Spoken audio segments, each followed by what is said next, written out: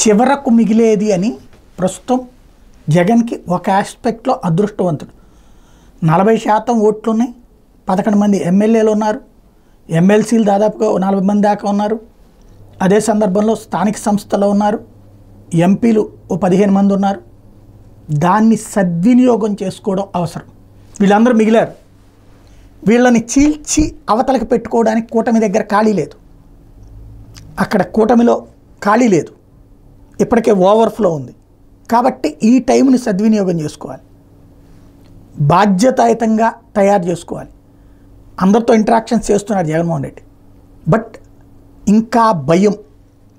క్యాడర్లోనేమో బయటకు వచ్చి మాట్లాడే ధైర్యం చాలట్లా. ఒక సొంత కార్యకర్తకి దెబ్బ తగిలితే 10 మంది కార్యకర్తలు పరుగులు పెట్టుకొచ్చారు తెలుగుదేశంలో, జనసేనలో. వాళ్ళకి సపోర్టింగ్గా ప్రజా సంఘాల పేరుతో లేకపోతే న్యాయవాదుల సంఘాల పేరుతో బోల్డ్ అంతమంది పరిగెత్తుకొచ్చారు. ఇప్పుడు వైసీపీ వాళ్ళ మీద దాడులు జరిగితే ఎవరు వస్తున్నారు? ఒక టీం ఎక్కడ సెటరేట్ చేశారు? అది ప్లాన్ చేసుకోవాలి. పరుగులు పెట్టేటటువంటి వ్యవహారం ఉండాలి. మరొక వైపున భవిష్యత్తు వైపుకి ఆశాజనకంగా ఉండేలా స్థానిక ఎన్నికలకి ఇప్పటికిప్పుడు ప్రిపేర్ చేసుకోవాలి. అది చాలా ముఖ్యమైనటువంటిది.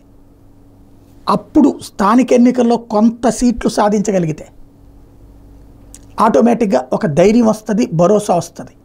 ఫస్ట్ దాని మీద దృష్టి సారించుకోవాల్సిన అవసరం ఉంది జగన్మోహన్ రెడ్డి గారికి.